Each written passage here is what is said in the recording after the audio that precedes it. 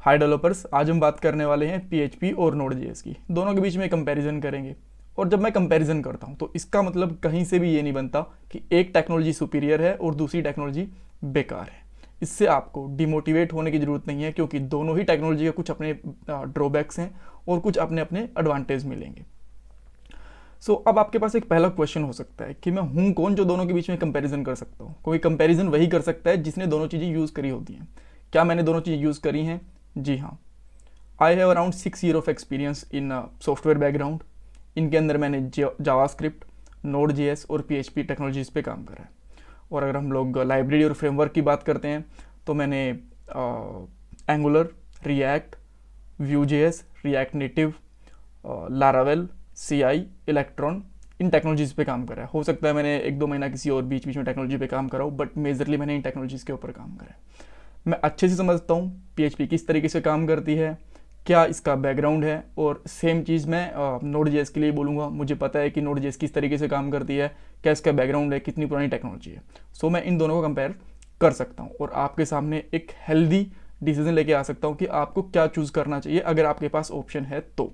और अगर आप लेट से कि भी PHP में काम कर रहे हो और इस कंपैरिजन के बाद में आपको PHP अच्छी नहीं लगी, और अभी Node.js में काम कर रहे हो, आपको Node.js अच्छी नहीं लगी इस कंपैरिजन के बाद में, तो ऐसा मत सोचना कि उस टेक्नोलॉजी को हम छोड़ दें, उसके अंदर बेनिफिट नहीं है। दोनों का अपना एक अच्छा फ्यूचर है और दोनों टेक्नोलॉजी ऐसा नहीं है कि 10-15 साल तक मार्केट से लैप्स हो जाएंगी। 10-15 साल तक दोनों टेक्नोलॉजी चलने वाली हैं। किन किन पॉइंट्स के ऊपर बात करने वाले हैं? तो देखो, एज अ डेवलपर अगर मैं बात करूँ एक टेक्नोलॉजी के बारे में, तो मैं उस टेक्नोलॉजी में क्या क्या देखूंगा। मैं देखूंगा इस टेक्नोलॉजी के अंदर कंपटीशन कितना है, सैलरी क्या मिल रही है, और इसका करियर किस तरीके से है। ये करियर अच्छा है, बुरा है, इंटरमीडिएट है, किस तरीके से। ये पॉइंट तो डिस्कस करेंगे ही करेंगे, ये लास्ट में डिस्कस करेंगे, बट कुछ और पॉइंट्स भी हम लोग डिस्कस करने वाले हैं, जैसे कि एज ऑफ टेक्नोलॉजी और कौन सी टेक्नोलॉजी अच्छे बड़े प्रोजेक्ट के लिए, कॉम्प्लेक्स प्रोजेक्ट के लिए और मिड साइज प्रोजेक्ट के लिए कंफर्टेबल है। उसके बाद में हम लोग कॉस्टिंग देखेंगे कि किस टेक्नोलॉजी के अंदर जब हम प्रोजेक्ट बनाते हैं तो किस तरीके की कॉस्टिंग आती है। परफॉर्मेंस भी देखेंगे, रिक्वेस्ट हैंडलिंग भी देखेंगे, स्पीड भी देखेंगे, किस टेक्नोलॉजी के अंदर ज़्यादा डेवलपर्स हैं, किस टेक्नोलॉजी की कम्युनिटी अच्छी है। यानी कि अगर आप स्टैक ओवरफ्लो पे या फिर गिटहब के ऊपर आंसर ढूंढते हो तो किसके अंदर आपको आंसर्स अच्छे मिलेंगे, ये भी बात करेंगे। बाद में हम लोग जैसे मैंने आपको बताया था, कंपटीशन, सैलरी और कौन सी टेक्नोलॉजी, अगर आपको एक से ज़्यादा टेक्नोलॉजी सीखनी है तब कौन सी टेक्नोलॉजी बेटर रहेगी, फ्रीलांसिंग के लिए कौन सी टेक्नोलॉजी बेटर रहेगी, सारे के सारे क्वेश्चंस के आंसर आपको मिल जाएंगे। कुछ और चीज़ें भी सीखने को मिलेंगी, जैसे कि अभी PHP के अंदर कितनी वेबसाइट बनी हुई है, Node.js के अंदर कितनी वेबसाइट बनी हुई है, किसकी पॉपुलैरिटी ज़्यादा है, कौन सी टेक्नोलॉजी ज़्यादा ट्रेंडिंग के अंदर है, ये भी चीज़ें आपको पता चल जाएंगी। सबसे पहले बात करते हैं। अच्छा, इन पॉइंट्स में से जो मैंने आपको बताया, मोस्टली हर एक पॉइंट का आपको कंक्लूजन मिलेगा कि या तो PHP बेटर मिलेगी या फिर आपको Node.js बेटर मिलेगी। बट 1-2 पॉइंट्स आपके ऐसे आएंगे, उनमें से पहला पॉइंट एक ऐसा है जिनका कोई भी कंक्लूजन नहीं निकलेगा, आप अपनी समझ के हिसाब से उसका आंसर निकाल सकते हो। और सबसे पहला पॉइंट ही वो है।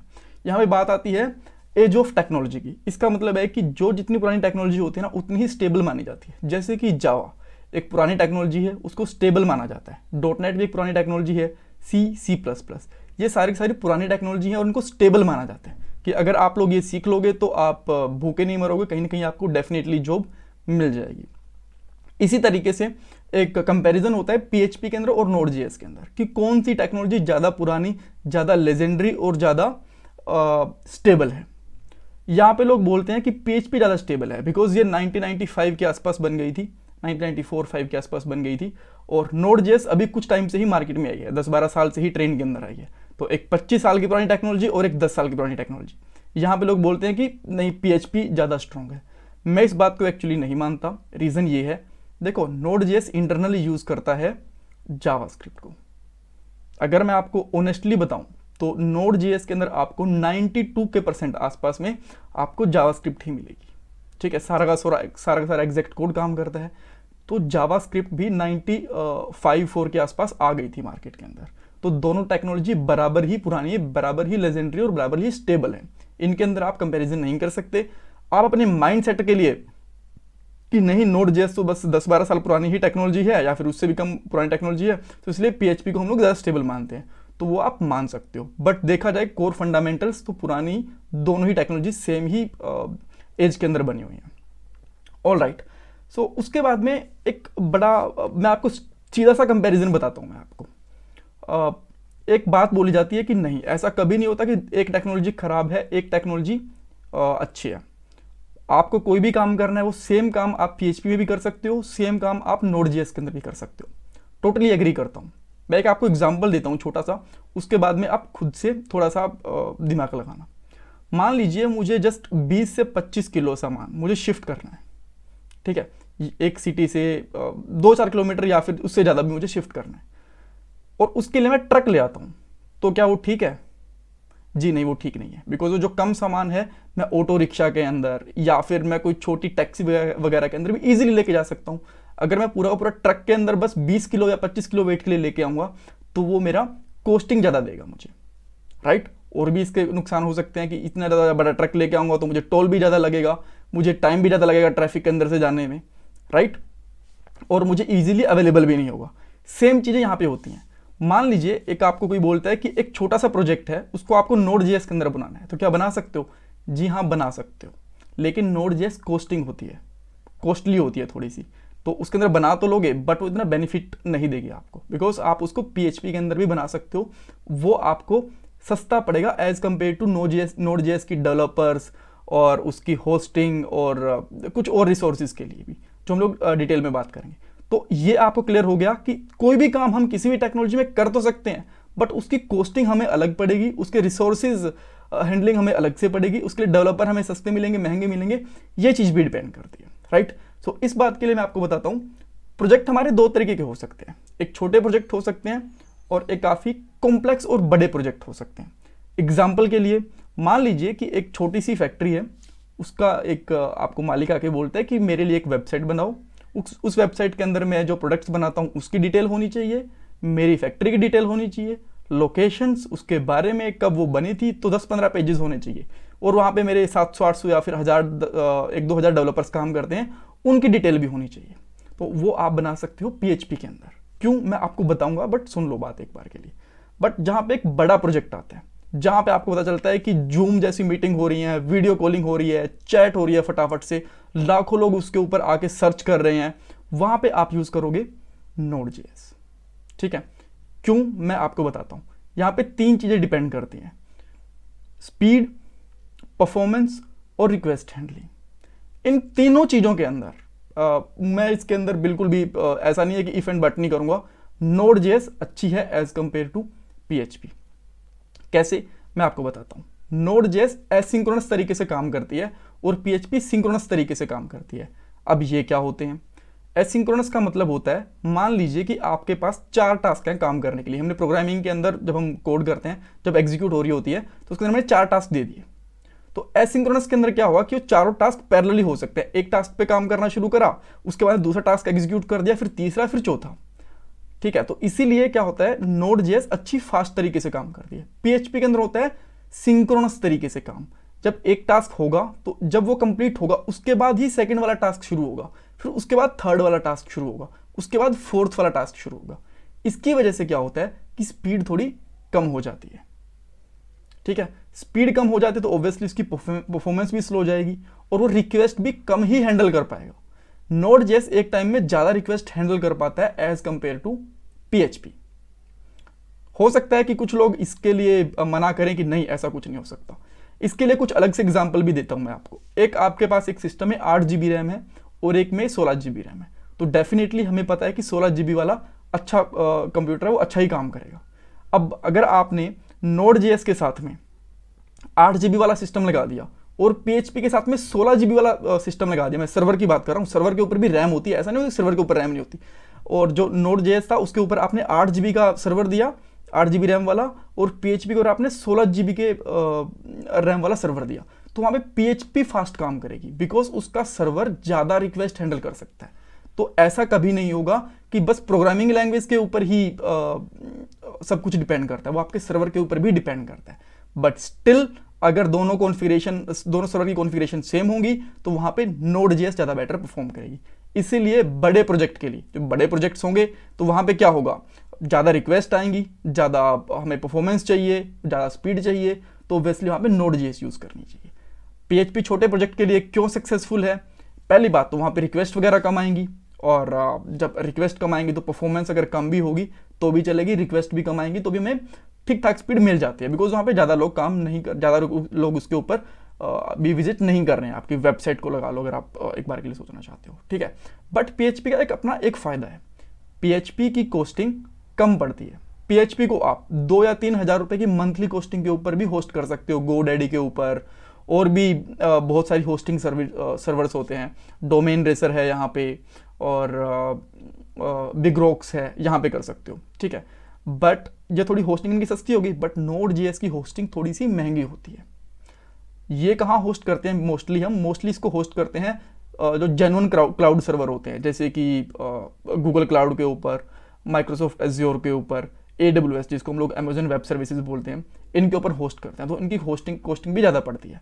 तो इसीलिए छोटे प्रोजेक्ट के लिए हमेशा PHP अच्छी होती है, मिड लेवल के प्रोजेक्ट के लिए भी हमेशा PHP अच्छी होती है। बट जहाँ पे हमें ज़्यादा स्पीड, परफॉर्मेंस, रिक्वेस्ट हैंडलिंग और बड़े प्रोजेक्ट होते हैं, वहाँ हमेशा Node.js अच्छी होती है। तो हमने यहाँ पे 2-3 पॉइंट डिस्कस करे, इनको हम लोग एक बार रिकैप कर लेते हैं। जब हमारे बड़े प्रोजेक्ट की बात आएगी तो हमेशा Node.js वो विनर रहेगी। जब हमारे पास छोटे प्रोजेक्ट्स होंगे तो हमेशा PHP विनर रहेगी, ठीक है। अच्छा, और अब बात आती है कम्युनिटी की, कि कम्युनिटी किसकी ज़्यादा अच्छी है, Node.js की या PHP की? कम्युनिटी का मतलब क्या है? एक तो ये चीज़ समझ लेते हैं। इसका मतलब है, आपको एक प्रॉब्लम आई Node.js या फिर PHP में कुछ भी काम करते हुए, आपने सर्च करा, आपको इजीली आंसर किसका अवेलेबल होगा? इजीली आपको आंसर अवेलेबल होगा PHP का। PHP के बहुत ज़्यादा डेवलपर्स हैं पूरे वर्ल्ड के अंदर, स्पेशली साउथ एशिया के अंदर अगर मैं बोलूँ तो, जहाँ पे पाकिस्तान, इंडिया, बांग्लादेश, नेपाल जैसी कंट्रीज आती हैं, ये PHP के ऊपर यहाँ पे बहुत सारे डेवलपर्स हैं। तो यहाँ पे आपको इजीली आंसर्स मिल जाएंगे। Node.js के भी आंसर मिल जाते हैं, बट आपको ज़्यादा सर्च करना पड़ेगा उसके लिए, क्योंकि उसके आंसर वहाँ पे कम हैं। एक सर्वे के हिसाब से अराउंड 12 से 13 लाख क्वेश्चंस हैं स्टैक ओवरफ्लो के ऊपर PHP के, और 2 से 2.5 लाख क्वेश्चंस हैं जस्ट Node.js के। तो कंपैरिजन देख सकते हो, PHP के बहुत सारे क्वेश्चंस पूछे हुए हैं, तो आपको आंसर्स भी इजीली अवेलेबल हो जाएंगे। तो कम्युनिटी किसकी बड़ी है यहाँ पे? PHP की। तो इसके मामले में कौन ज़्यादा अच्छा है, Node या फिर PHP? इसके अंदर PHP विनर निकल के आता है। Great, all right. तो हमने प्रोजेक्ट वगैरह देख लिए, स्पीड वगैरह देख ली, और मैंने पॉइंट्स कुछ लिखे हुए हैं ताकि कुछ मैं पॉइंट बोल ना जाऊँ। उसके बाद में बात आती है, अच्छा मैं कोस्टिंग की बात बता चुका हूँ। कोस्टिंग हमेशा आपको PHP की सस्ती पड़ेगी और Node.js की महंगी पड़ेगी। तो छोटे प्रोजेक्ट की जब कोस्टिंग की बात आती है तो PHP विनर है, और जब हम लोग बड़े प्रोजेक्ट पे काम करते हैं तो हमेशा, जैसा मैं आपको बता चुका हूँ, Node.js ही विनर रहेगी। वहाँ पे हम लोग कोस्टिंग नहीं देखते हैं, ठीक है। बिकॉज मान लीजिए आप एक फैक्ट्री वगैरह रन कर रहे हो, आपका मंथली बजट 10-12 लाख रुपए है, तो एक आप महंगी कोस्टिंग नहीं लोगे, बिकॉज आपको बहुत सारे काम करने होते हैं उस 10-12 लाख के अंदर। आपके सैलरी वगैरह भी देनी होती है, अगर आप होस्टिंग वगैरह भी रन करोगे तो आपको ज़्यादा एक्सपेंसिव पड़ेगी। इसलिए वो छोटे लेवल के प्रोजेक्ट होते हैं, उसके लिए PHP हमेशा बेस्ट रहती है। अब एक बात आती है, डेवलपर्स किसके ज़्यादा हैं? ऑब्वियसली PHP के। आप बोलोगे PHP ऐसा क्यों? देखो, जो छोटी वेबसाइट्स होती है ना, वो बहुत बनती हैं दुनिया के अंदर, हर किसी को। आजकल तो ऐसा भी होने लगा है कि कोई पर्सनली, जैसे मोबाइल फ़ोन रखते थे ना, ऐसी वेबसाइट्स बना लेते हैं अपना प्रोफाइल बनाने के लिए, ठीक है। और ऊपर से जैसे कि हम लोग जो ब्लॉगिंग वगैरह करते हैं, चाहे ब्लॉगर के ऊपर, चाहे हम लोग वर्डप्रेस के ऊपर, ये सारी भी PHP को ही सपोर्ट करती हैं, ठीक है। इसीलिए PHP के अंदर छोटी छोटी कंपनीज होती हैं, वो ज़्यादा काम करती हैं, इनके डेवलपर्स ज़्यादा होते हैं। इसी वजह से PHP के अंदर थोड़ा सा कंपटीशन ज़्यादा है। कंपटीशन की बाद में बात करेंगे, बट डेवलपर ज़्यादा होने से कुछ फ़ायदे भी होते हैं, कुछ नुकसान भी होते हैं। फ़ायदे ये होते हैं कि जब कंपनीज काम करती हैं ना, तो उसी टेक्नोलॉजी के ऊपर काम करती हैं जिसके ऊपर उसको ईजिली डेवलपर्स मिल जाए। तो इसके अंदर ज़्यादा प्रोजेक्ट्स आपको किसके अंदर मिल जाएंगे? PHP के अंदर, ठीक है। ये बेनिफिट हो गया कि ज़्यादा डेवलपर्स हैं तो ज़्यादा प्रोजेक्ट किस में मिलेंगे? PHP के अंदर। मैं ये गारंटी नहीं दे सकता कि छोटे मिलेंगे, बड़े मिलेंगे, बट प्रोजेक्ट आपको ज़्यादा मिलेंगे PHP के अंदर।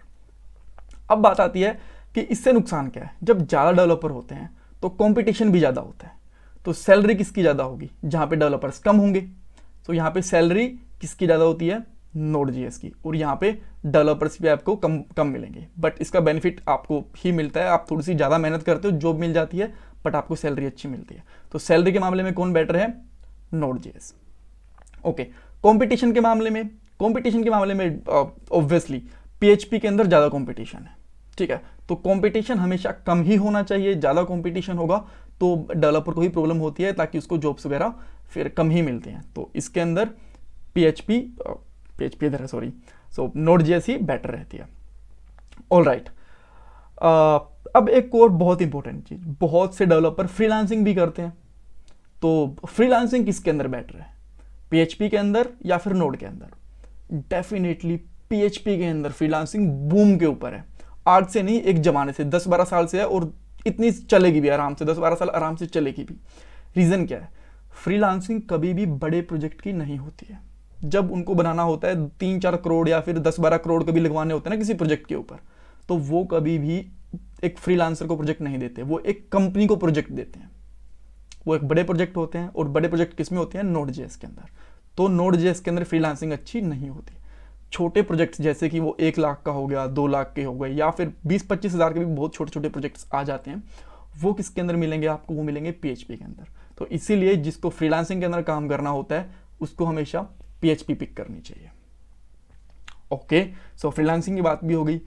अब बात आती है MNCs के अंदर कौन सी टेक्नोलॉजी यूज होती है। मैं कह रहा हूं, अगर कोई PHP वर्सेस Node.js की बात करता है तो इस क्वेश्चन के ऊपर हमेशा फोकस करता है कि MNC के अंदर कौन सी टेक्नोलॉजी यूज होती है। इसका रीज़न भी है, MNC के अंदर सैलरी ज़्यादा मिलती है, जॉब सिक्योरिटी ज़्यादा होती है, काम टाइम टू टाइम होता है। ऐसा नहीं कि हम लोग 12-12, 13-13 घंटे काम करते हैं, हमारे पास 8-9 घंटे ही काम करते हैं। मानते हो यह बात? सो एक्चुअली MNC के अंदर Node.js ज़्यादा यूज़ में होती है। MNCs PHP ना के बराबर काम करती है। ये मैं पर्सनल एक्सपीरियंस से बोल रहा हूँ। आपको बहुत सारे आर्टिकल्स मिल जाएंगे जहाँ पे वो अपनी वाई के लिए, कि उनको कोई बुरा ना बोले इसलिए वो बोलते रहते हैं कि PHP हमेशा हर MNC काम करती है, फेसबुक भी तो PHP के अंदर बनी हुई है, बोल देते हैं। देखो, PHP का एक पार्ट फेसबुक में बना हुआ है। PHP, अगर मैं बात करता हूँ फेसबुक की, सॉरी मैंने उल्टा बोल दिया, फेसबुक के अंदर PHP जस्ट एक छोटे से पार्ट में यूज़ हो रही है, हर जगह पे यूज़ नहीं हो रही। फेसबुक के अंदर वो नोड भी यूज़ करते हैं, जावा भी यूज़ करते हैं, वो इलेक्ट्रॉन भी यूज़ कर रहे हैं, वो एंड्रॉयड की एप्लीकेशन के लिए और iOS की एप्लीकेशन के लिए रिएक्ट नेटिव भी यूज़ कर रहे हैं, बहुत सारी टेक्नोलॉजी यूज़ कर रहे हैं। वहाँ पे PHP एक जस्ट पार्ट में यूज़ हो रही है, ठीक है। हाँ, डेफिनेटली जब फर्स्ट टाइम उन्होंने फेसबुक बनाई थी वो पूरी की पूरी PHP के अंदर थी, बिकॉज इन्होंने कभी सोचा भी नहीं था कि इतनी बड़ी एक वेबसाइट बन जाएगी, इतनी बड़ी एक सोशल मीडिया प्लेटफॉर्म बन जाएगा। तो उन्होंने स्टार्टिंग के अंदर PHP में बनी थी, बट धीरे धीरे उन्होंने शिफ्ट करना शुरू कर दिया, राइट।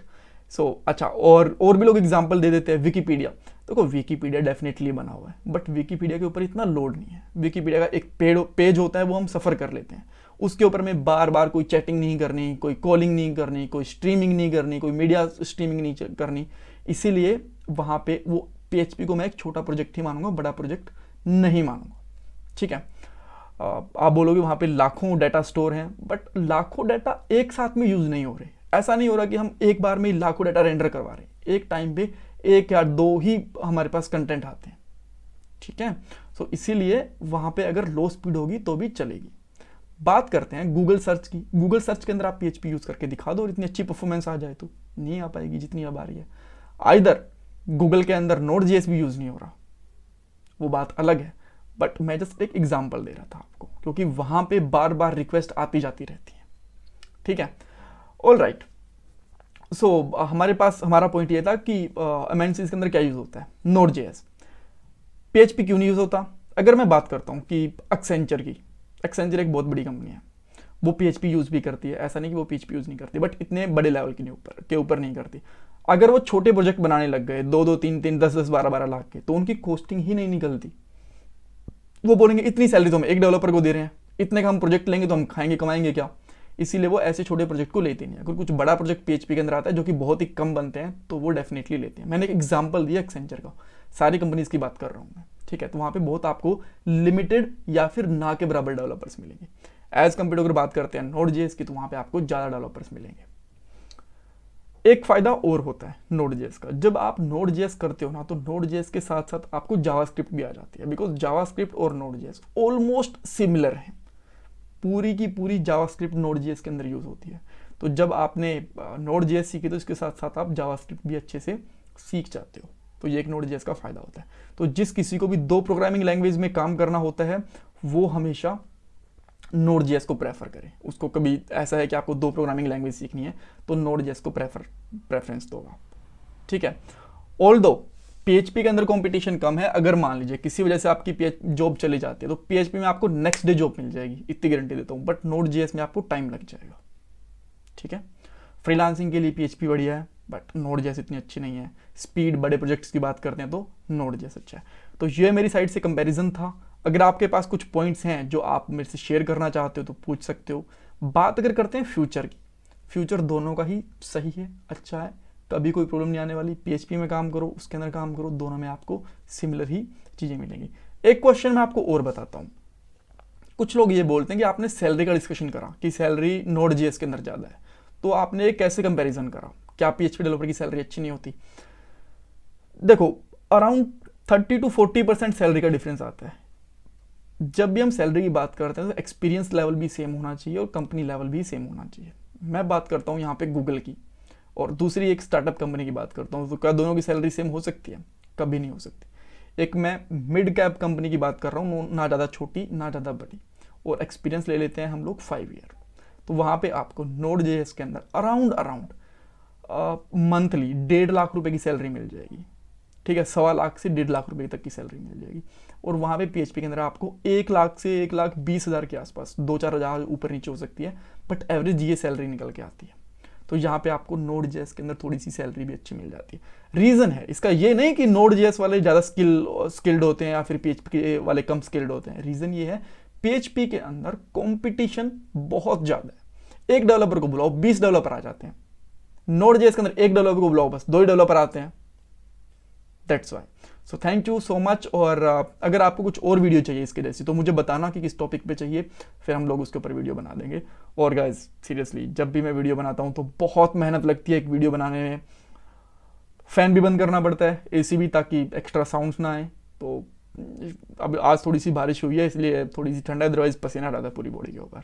तो thank you so much for watching this video. Channel को सब्सक्राइब करना, वीडियो को लाइक करना बिल्कुल भी मत भूलना।